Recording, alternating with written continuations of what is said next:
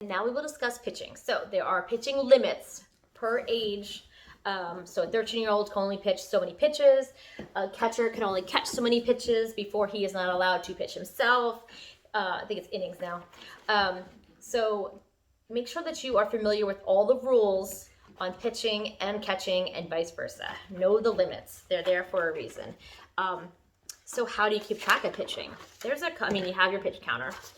And it's good to have more than one keeping track because it changes. I get too involved in the game because I'm watching it and I totally forget to click the pitch counter sometimes.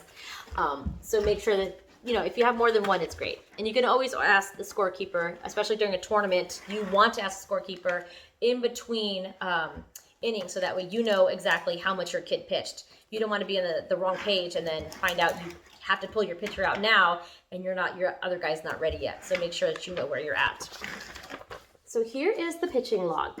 I will show you a close-up. So you have pitcher's name, uniform number so they can be seen across the field, league age, so that way both sides know what the pitching limits are, and then you have these little boxes. So every pitch that is thrown, you put a dash. And then at the end of that batter, when that batter is retired or he makes it to base, you put an X, so you know how many pitches each batter got. And then at the end, you can tally them all up. So that is the pitching log. Now, the pitching affidavit looks like this. Minors and above, you will definitely need this. And every tournament, you will be required to have this. So make sure that you know how to fill it out now and how to use it now before tournament season, because you need at least a week before tournaments records on there. Okay, so now we are going to go over how to fill out a pitching log and a pitching affidavit. First in front of me, I have the pitching log. These are pretty self-explanatory. You put the date on it up here. Down here, you're going to put the pitcher's name. So let's put Joe DiMaggio. We're going to put uniform number. And then we're going to put league age. Now, as the pitcher is pitching, you're going to put a little slash mark on here. And then when you come to the end of the batter, you are going to put an X. For example, let's say the first batter comes up. He does strike, ball, ball, ball, second strike, ball. He's at full count. And then the last one is a ball. He walked him. So he's got 7 pitches on him so far. Now, the next batter comes up. Let's say he does strike, strike, ball. He strikes him out. So now he's at 11 pitches.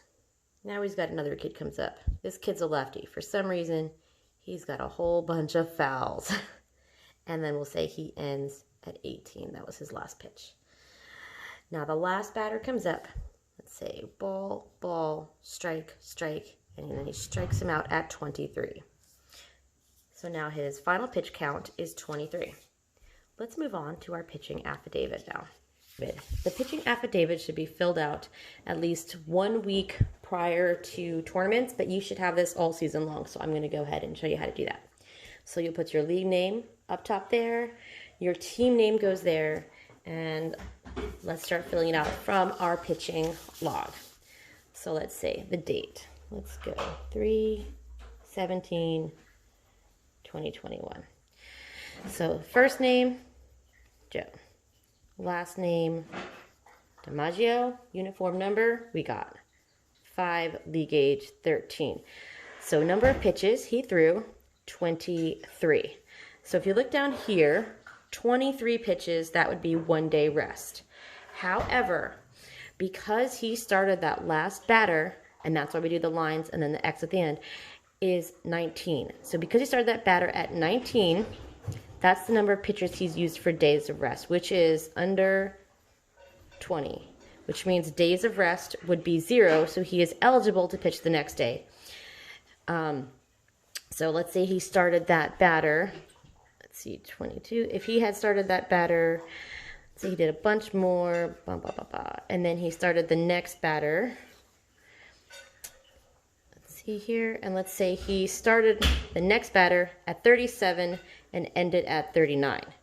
Then he would have pitches thrown would be 39, threshold used because he started it under 35, he would only have 1 day of rest. And then here you would put 21 to 35.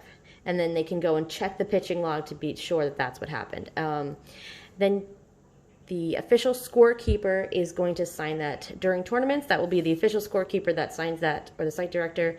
And then during regular season games, you can have the umpire do it, or any league official that your league has designated to sign that. And this is what you will need for your tournaments, and you should have it all season. This is the pitching affidavit. And again, this one with all the little slashy marks, that is your pitching log. And you should be familiar with both of those.